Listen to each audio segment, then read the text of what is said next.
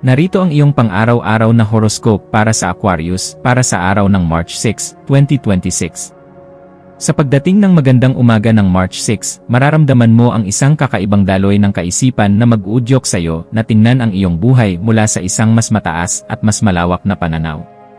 Ang enerhiya sa paligid mo ay sadyang pabor sa mga makabagong ideya at sa paghahanap ng mga solusyong hindi pa nasusubukan ng iba. Kaya naman ang iyong pagiging orihinal ay magsisilbing iyong pinakamalakas na sandata sa pagharap sa mga hamon. Gamitin ang pambihirang talas ng iyong isip upang ayusin ang mga aspeto ng iyong maghapon ng may sapat na katuwiran at huwag kang matakot na lumabas sa iyong kinasanayan dahil ang bawat hakbang mo ngayon ay may kalakip na sapat na proteksyon mula sa iyong sariling determinasyon. Pagdating sa iyong karera at mga tungkulin sa trabaho, ang petsang ito ay nagdadala ng isang mahalagang pagkakataon kung saan ang iyong husay sa pakikipagtulungan sa mga pangkat ay lubos na kikilalanin ng lahat ng iyong mga kasamahan. Mapapansin ng iyong mga nakatataas ang iyong kakayahang mag-isip ng mabilis at ang iyong mabusising paraan ng paglutas sa mga teknikal na problema na tila nakakaabala sa takbo ng inyong operasyon sa opisina. Huwag kang mag-atubiling ibahagi ang iyong mga pananaw tungkol sa paggamit ng makabagong teknolohiya o mga bagong sistema dahil ang iyong boses ay nagtataglay ng isang uri ng kapangyarihan na makapagbigay ng bagong sigla sa inyong buong departamento nang may sapat na dangal. Sa usaping pananalapi, ang araw na ito ay humihingi ng isang matalinong pagsusuri sa iyong mga nagawang budget upang masiguro na ang bawat bahagi ng iyong kita ay nailalagak sa mga proyektong may kinalaman sa hinaharap. Maaaring may lumitaw na oportunidad para sa isang investment na may kaugnayan sa agham, digital na sining, o mga proyektong pangkomunidad na magbibigay sa iyo ng pangmatagalang benepisyo sa loob ng mahabang panahon ng iyong buhay.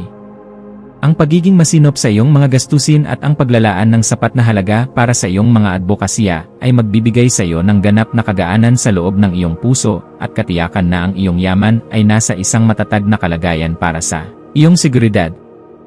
Ang aspeto ng pag-ibig at pakikipag-ugnayan ay nasa isang yugto ng intelektwal na koneksyon at malalim na pagkakaunawaan kung saan ang iyong puso ay naghahangad ng isang relasyon na puno ng kalayaan at sapat na respeto sa iyong pagkatao. Ang pagpapakita ng iyong pagmamahal sa pamamagitan ng pakikipagpalitan ng mga makabuluhang ideya o ang pakikibahagi sa isang mithiing makakatulong sa kapwa ay lalong magpapatatag sa inyong ugnayan sa bawat sandali ng inyong pagsasama. Para sa mga naghahanap pa ng makakasama, ang iyong kakaibang aura at ang iyong pagiging bukas sa mga bagong kakilala ay magsisilbing magnet para sa mga taong naghahangad ng isang partner na may matalas na isip at marunong magpahalaga sa tunay na kakanyahan ng bawat isa. Ang iyong kalusugan ay dapat maging isa sa iyong mga pangunahing prioridad sa pamamagitan ng pagbibigay ng sapat na atensyon sa iyong sirkulasyon at sa iyong mga binti na maaaring makaramdam ng bahagyang pagod dahil sa iyong pagiging aktibo sa maghapon. Ang iyong katawan ay humihiling ng sapat na pahinga mula sa mga elektronikong kagamitan at mga pagkaing nagpapanatili ng balanse upang mapanatili ang iyong ningning habang tinatapos mo ang iyong mga obligasyon ng may sapat na lakas. Ang pagsasagawa ng mga ehersisyong nagpapabuti sa daloy ng iyong dugo o ang simpleng pagninilay-nilay sa isang mahangin na lugar ay makakatulong upang mailabas ang mga negatibong vibes at mapalitan ito ng sariwang inspirasyon na magpapatibay sa iyong buong sistema. Sa iyong pakikipagkapwa-tao, ang iyong papel bilang isang progresibong tagapayo at mapagkakatiwalaang kaibigan ay magiging sentro ng atensyon, lalo na sa mga taong nangangailangan ng iyong mabusising pananaw upang mahanap ang katotohanan.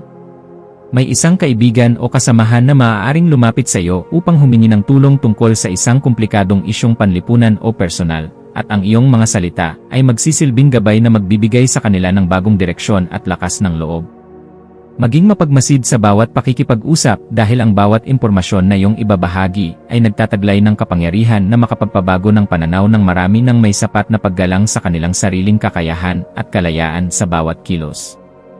Ang iyong malikhaing isipan ay magkakaroon ng pambihirang kislap sa hapon, lalo na sa mga gawaing may kinalaman sa disenyo, pagsusulat, o anumang paraan ng pagpapahayag na nagpapakita ng iyong pagiging mabusisi sa bawat aspeto ng iyong mga naiisip na proyekto.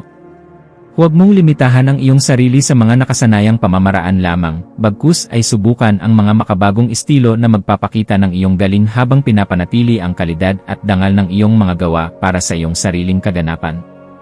Ang pagbuo ng isang bagay na may layuning magbigay ng kagaanan at bagong kaalaman sa marami ay nagbibigay sa iyo ng ganap na tagumpay na sadyang napakahalaga para sa iyong emosyonal na pag-unlad bilang isang mahusay na tao. Para sa pamilya, asahan ang isang kaganapan sa loob ng tahanan na mangangailangan ng iyong pagiging mahinahon upang maging maayos ang takbo ng inyong samahan sa kabila ng mga posibleng maliliit na hindi pagkakaunawaan tungkol sa mga makabagong pananaw. Ang iyong presensya ay magbibigay ng kagaanan dahil kaya mong magpaliwanag sa paraang madaling intindihin at may sapat na pagkilala sa nararamdamang pangangailangan ng bawat miyembro ng iyong pamilya sa bawat oras ng inyong pagsasama. Maging mapagpatawad sa mga pagkukulang ng iyong mga mahal sa buhay at maging isang gabay na laging handang tumulong sa pag-aayos ng anumang aberya, dahil ang matatag na pundasyon sa loob ng tahanan ang tunay mong sandigan sa bawat hamon na darating. Ang iyong intuwisyon ay magsisilbing isang matalas na kumpas sa pagpapasya tungkol sa isang bagong oportunidad na may kinalaman sa iyong personal na paglago o sa pagpapaganda ng iyong sariling kasanayan sa pakikipag-ugnayan sa mga taong may mataas na antas ng kamalayan. Kung may nararamdamang udyok na ayusin ang iyong mga gadgets o bumili ng mga kagamitan na magpapadali sa iyong mga mabusising gawain sa araw-araw, gawin ito ngayon dahil ang daloy ng enerhiya ay pabor sa mga gawaing nagdadala ng bagong simula. Ang iyong panloob na boses ay malakas na nagpapaalala na handa ka na para sa isang mas mataas na antas ng kaganapan sa iyong pagkatao, kaya pakinggan ito at huwag hayaang ang mga alinlangan ay humadlang sa iyong asenso. Sa aspeto ng edukasyon at pagkuha ng karunungan, ang iyong isipan ay magiging kasing talas ng isang kidlat na handang unawain ang bawat komplikadong impormasyon upang mahanap ang pinakaugat ng katotohanan sa iyong mga pinag-aralan ngayong araw. Gamitin ang panahong ito upang magbasa ng mga materyales na magpapalawak ng iyong pangunawa sa mga usaping may kinalaman sa teknolohiya, sining, o sa mga paraan ng wastong pamumuhay dahil ang mga ito ay sadyang makakatulong sa pagpapabuti ng iyong sariling disposisyon. Ang bawat impormasyon na iyong matututunan ay magsisilbing hiya sa iyong isipan, kaya huwag kang titigil sa paghahanap ng liwanag hanggang sa marating mo ang ganap na kalinawan na iyong matagal nang hinahanap para sa iyong seguridad. Iwasan ang pagiging masyadong malayo ang loob o ang pagpapakita ng kawalang bahala sa mga damdamin ng iba upang hindi ka makagawa ng pader na maglalayo sa iyo sa mga taong tunay na nagmamalasakit sa iyong kapakanan. Ang pagpapanatili ng isang balanse sa pagitan ng iyong pagiging rasyonal at ng iyong pagiging mahinahon sa pagtanggap sa mga emosyonal na pangangailangan ng iba ay isang kasanayan na dapat mong pagtuunan ng pansin ngayong araw. Ang pagpili sa kung ano ang nakakabuti sa iyong pangmatagalang mitiin nang hindi isinasakripisyo ang iyong mga prinsipyo ay magbibigay sa iyo ng mas mabilis na resulta at mas malalim na kagalakan sa bawat sandali ng iyong pagkilos sa anumang larangan na iyong pinili. Ang iyong espiritual na aspeto ay nangangailangan din ng pagkalinga sa pamamagitan ng paghahanap ng sandali ng katahimikan sa gitna ng iyong abalang schedule upang muling makakonekta sa iyong panloob na lakas na nagbibigay ng direksyon sa iyong buhay. Ang pagninilay-nilay tungkol sa iyong mga tunay na hangarin ay magbibigay sa iyo ng sagot kung bakit kailangan mong maging matatag at kung paano mo magagamit ang iyong talino para sa kabutihan ng iyong sarili at ng iyong kapwa-tao. Ang pagpapasalamat sa bawat biyaya, maliit man o malaki, na iyong natatanggap ay magbubukas ng pinto para sa mas marami pang milagro, kaya panatilihin ang iyong integridad at ang iyong pagiging marangal sa lahat ng pagkakataon na ibinibigay sa iyo. Maging mapagmasid sa mga dokumento, email, o mga mensaheng iyong matatanggap ngayong hapon, at siguraduhin na naintindihan mo ang bawat detalye bago ka magbigay ng iyong pagsang-ayon upang maiwasan ang anumang aberya sa iyong mga transaksyon sa hinaharap. Ang paghingi ng payo sa mga taong may sapat na karanasan o sa iyong mga mentor ay isang matalinong hakbang na dapat mong gawin upang maprotektahan ang iyong mga interes at ang iyong pinaghirapan sa loob ng mahabang panahon. Ang pag-iingat sa ganitong mga usapin ay magbibigay sa iyo ng kapanatagan na ang iyong mga hakbang ay nasa loob ng katuwiran at hindi ka malalagay sa alanganin dahil lamang sa kakulangan sa mabusising pagsusuri ng bawat datos. Sa pagdating ng gabi, maglaan ng oras upang ayusin ang iyong kapaligiran at ang iyong isip sa pamamagitan ng paggawa ng mga bagay na nagpapakalma sa iyong sistema gaya ng paggawa ng listahan ng mga pasasalamat o pagbabasa ng isang makabagong nobela. Ang kaayusan sa iyong kapaligiran ay direktang nakakaapekto sa iyong pakiramdam. Kaya ang pagliligpit ng iyong mga kagamitan at ang pag-aayos ng iyong kwarto ay makakatulong upang maalis ang mga tensyon sa iyong isipan na dulot ng sobrang pagpapakapagod.